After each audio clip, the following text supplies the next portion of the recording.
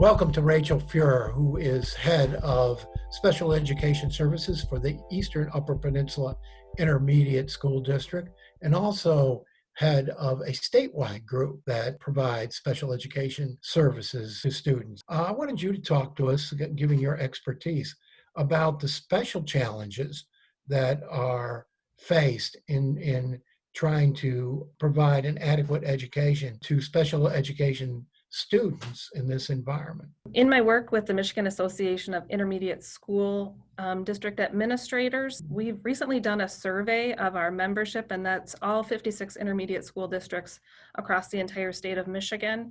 We found that 80% of districts statewide are providing some face-to-face and hybrid instruction. So that's a great start to the school year. We're happy to be back in classrooms with kids, whether that's full-time, which is almost 60% of our schools, or in a hybrid part-time face-to-face program. However, in some places, and primarily based on local health department regulations, so as part of the governor's return to learn plan and the return to learn legislation, we're required to work very closely with our health departments. So, some local health departments are providing advice that it's better to go slow and be safe.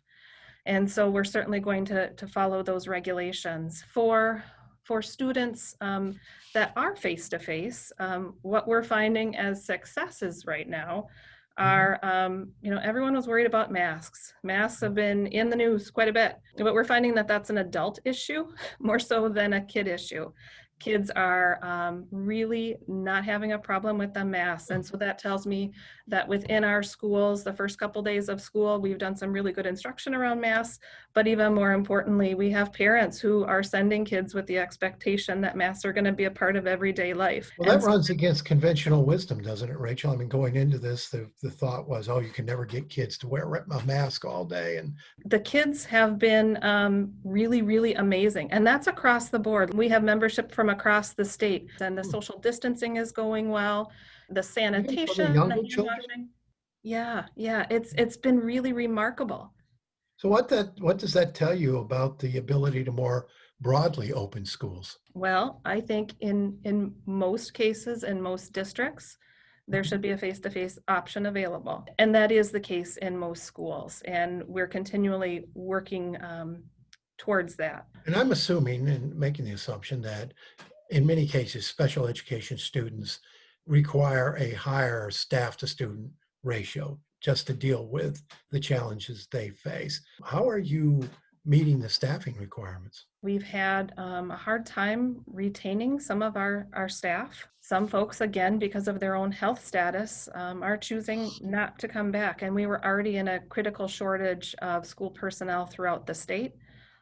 And so it's a real difficulty. I know in our low incidence programs, so programs for students with an autism spectrum disorder or cognitive impairment, for example, we run a 3-to-1, 3 students to 1 adult ratio for staffing. And it's just really hard to find folks that are good enough to come and work with our kids. Beyond the wearing a mask and social distancing, how are the students responding to the new education models? I mean, how are they, the ones who particularly who are staying at home and doing learning online, how are they responding to this? Well, students are all individuals and families are all unique, so it's really across the board. We find that some students are really thriving and getting even more work done in that virtual environment, but in some cases, we're having a hard time reaching families. We really want families to know that if you're having difficulties with that virtual setting, we want you to reach out to us. We want to help problem solve. In some cases, actually, in many cases, when schools are reaching out for the regular lessons or check-in, they're not getting a response at the scheduled time. And we're really, really concerned. We want to be providing education to all of the children in our care. So downstate, we know that there are some districts where participation is not nearly as high as the districts had hoped. Detroit was out this week reporting that only 78% of their enrollment is participating in this new model of learning. What's the participation rate in the Upper Peninsula in your districts? So we're finding similar numbers in terms of students who have enrolled in virtual, but we're having a hard time connecting with them. So we're finding similar difficulties across the state. And quite honestly, I think parents are really struggling at home. For many of us, we're either finding alternate daycare and then expecting a daycare provider to support student learning in a home setting or a daycare setting, or a parent is trying to balance working from home and supporting that student.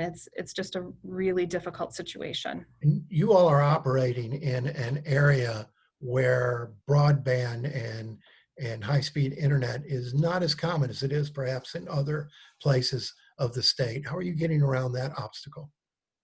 We've set up community-based hotspots where people can drive in. We've provided hotspots to homes. We live in the rural UP, Right. and there are some spots, even with a hotspot provided by the district, that internet just isn't available. My home is one of them. Uh, what about the other services, schools in a rural area or even an urban area with high poverty rates? The services they usually provide to support families, to support students.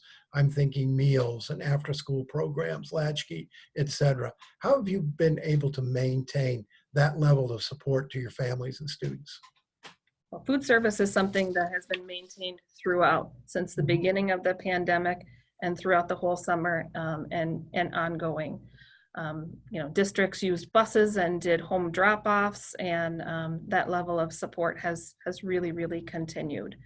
And for most educators, it's not just a job, it's a passion. And so we've been continuing to work throughout the summer and providing everything that we still can throughout this whole period of time.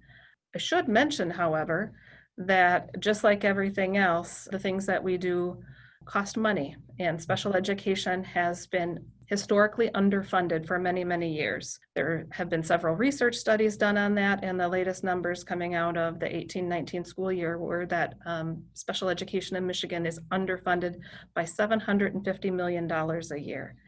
If you add the additional costs of responding to the pandemic on top of that shortfall, you can see that we're going to have a really hard time adequately resourcing what needs to happen right now. Rachel Fuerer, Director of Special Education for the Eastern Upper Peninsula Intermediate School District and Head of Special Ed for ISDs throughout the state. Thank you for joining us today on One Detroit. Thanks so much, Nolan. You can find more at onedetroitpbs.org or subscribe to our social media channels and sign up for our One Detroit newsletter.